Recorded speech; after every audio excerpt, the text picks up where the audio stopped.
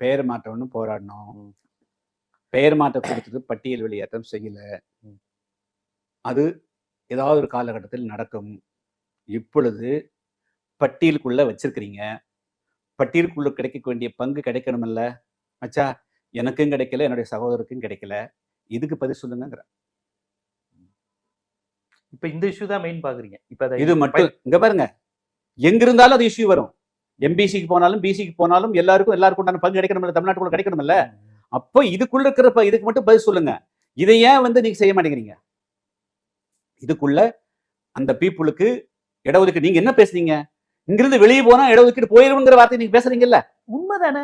சரி, உண்மையில்லையே எங்க கிடைக்கலையே எதுக்குன்னு சொல்லுங்க. கொடுங்க இருக்கிறத கேட்கும். அப்ப நீ வெளியே போனா கிடைக்காதுங்கிற, உள்ள இருந்தா கொடுக்க மாட்டேங்கிற, இதுக்கு என்ன பதில்? வெளியே போனா கிடைக்காதுன்னு நீ வெளியே அனுப்பல, சரி நீ அங்க வெளியே அனுப்பலையப்பா, உள்ள கூட